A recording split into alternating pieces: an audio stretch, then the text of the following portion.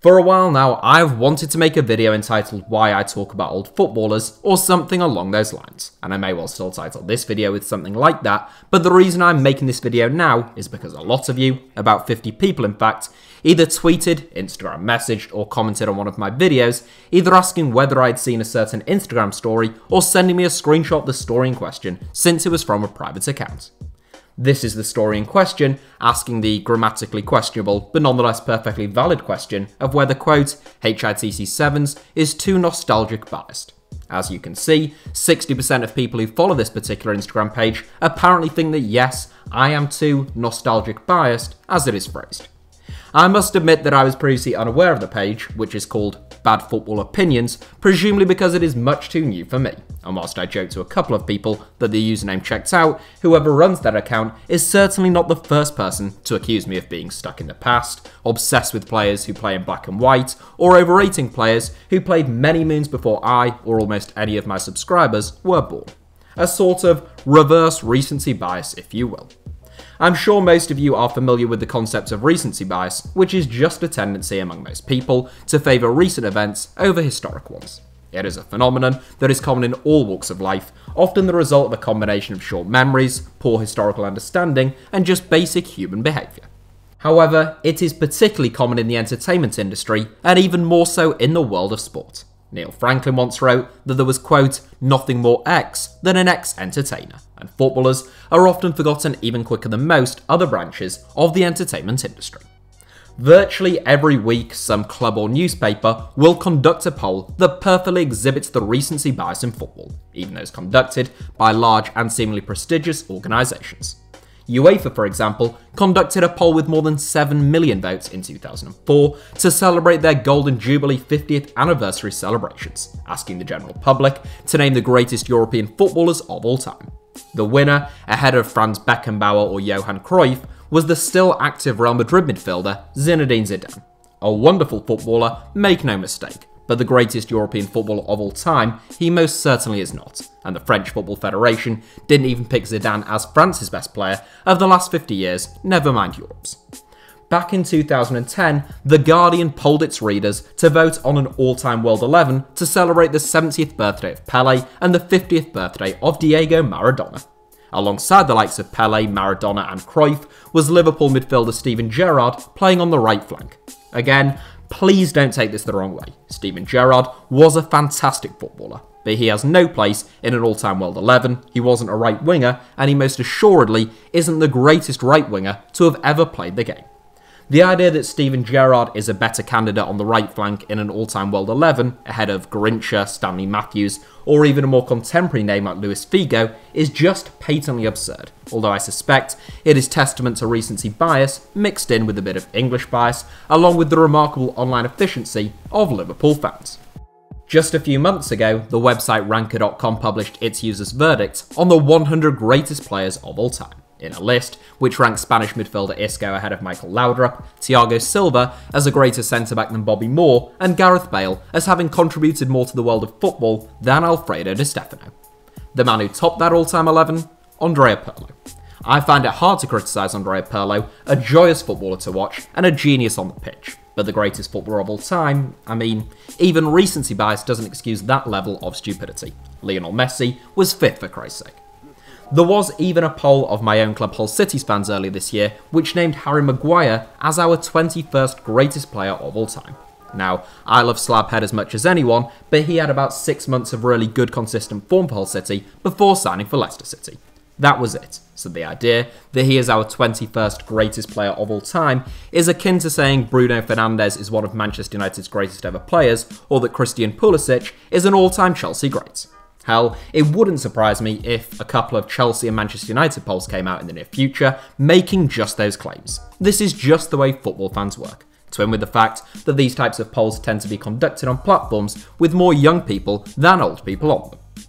So I do believe that there is a lot of recency bias in football, and that in merely bucking the trend and attempting to at least acknowledge the talents and accomplishments of retired players, you open yourself up to being viewed as someone who is obsessed with the past and somehow unfavourable towards current players. I don't want to try and brush those accusations off that easily though, and I think there are some really valid questions that people ask when I discuss players from years gone by. Chief among them, I would suggest, is the question of how can you rate or have an opinion on footballers or teams who played before you were born. In a lot of cases, the answer is simply that you can watch them.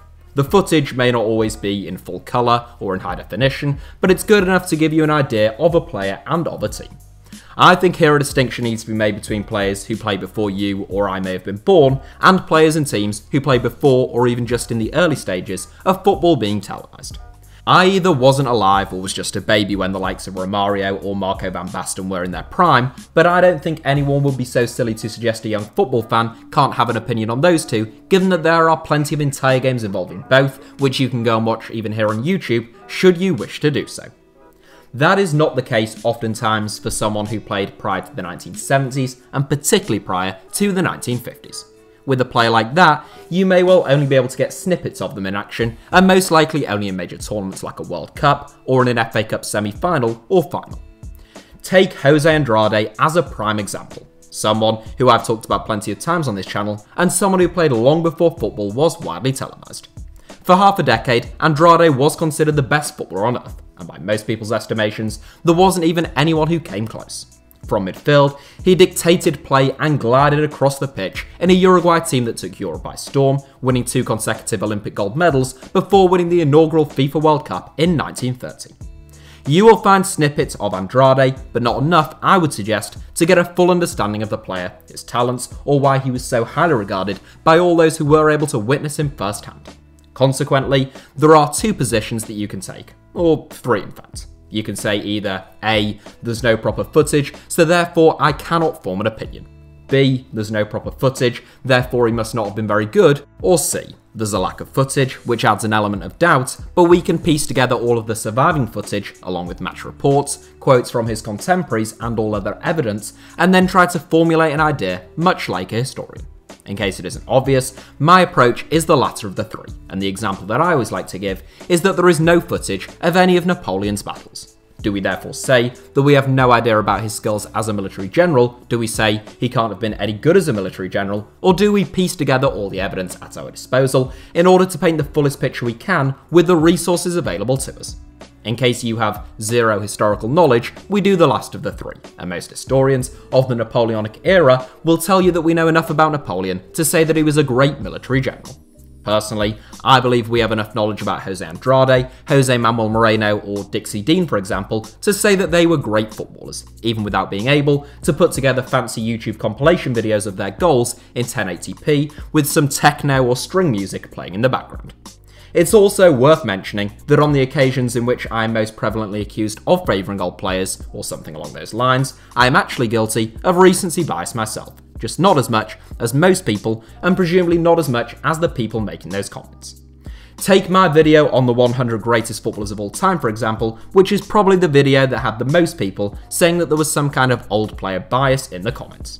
If you actually plotted the careers of the 100 players who featured in that video on a timeline of football history, starting say in the 1860s or 70s and running right up to the present day, that timeline would show an enormous bias, if that's what you want to call it, towards players in the last 30 to 40 years, with just a handful of players from the more than 7 decades between the first international match between England and Scotland in 1872 and the end of the Second World War in 1945.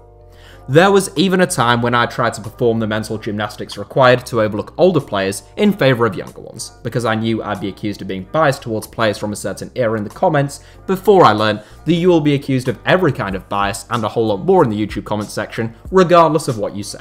So you might as well just say what you actually think. Now, stripping it down to its bare bones, the dictionary definition of nostalgia is a sentimental longing or wistful affection for a period in the past.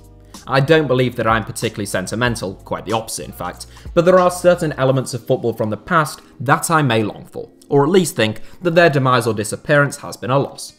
The distancing in the relationship between fans and supporters, I think, is a shame. The fact that lower league teams can rarely hold on to a star player for more than a season without having them poached by a bigger or wealthier club, thus making the Football League pyramid far less fluid and open, I believe, has reduced some of the entertainment and excitement from the game.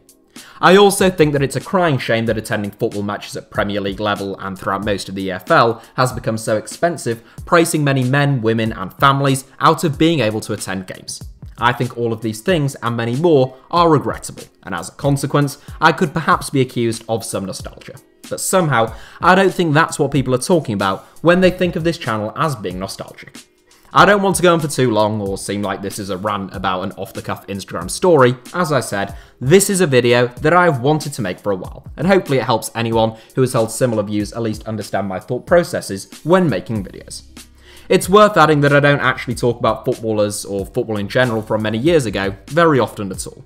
The vast majority of my videos are very current and focused on the here and now. I think it's just a case of so few other YouTube channels talking about anything pre, say, 1990 that makes me seem exceptional or unusual for doing so occasionally. Which brings me to another reason why I talk about the pre-Premier League era and even the pre-war era sometimes more than most, and that is precisely because not many other people do. It is a niche, a quirk, or, for want of an uglier term, a gap in the market. A niche market, admittedly, and my videos focused on the past often tend to be some of my worst performing in terms of viewership, but it's a niche nonetheless. There's also the fact that I just happen to be someone who enjoys reading and learning about history, so combining history and football has always come naturally to me. The very first published article I ever wrote was about Hungarian side Vasas's tour of England in the 1950s. Following that, the website that I founded, award-winning website, that helped launch my career in talking about football, had a strong focus on historical articles, and that is just an interest that I've carried into all of my work. I think I will leave it there, although one very final point. I don't mind people saying that I am nostalgic or obsessed with any era, that's fine, but I do find it a little strange when people comment on a video such as, say, the 7 most complete footballers of all time, saying, "Why are you talking about players who played in the 1960s? No one cares." Well, perhaps they're correct in that no one cares, but I struggle to see how I've confused them. When a video is entitled the 7 most complete footballers of all time, there is a good chance that it's going to include players from a little while ago. Of all time means throughout all of time. If I was going to make a video about the most complete players right now, which I've done of course, then I would title it as such.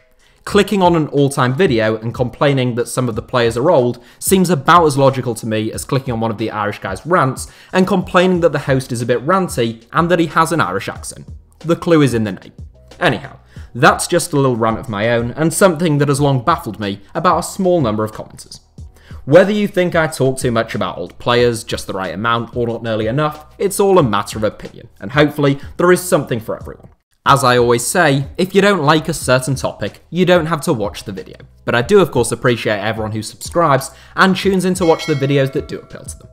Hopefully this video has, if nothing else, helped clear up my reasons for running the channel the way in which I do, even if you don't necessarily agree with me. It would be very tedious if you all agreed with me all the time anyway. To be honest, there wouldn't really be any point in watching if this was just one massive sevens-based echo chamber for all of your already held footballing beliefs. That's all from me then. Thank you all for watching. Hit the like button if for some reason you enjoyed this video, make yourselves heard if you've anything to add in the comments, and feel free to subscribe to the tedious old nostalgic drivel that is HITC 7s and Alfie Potsama.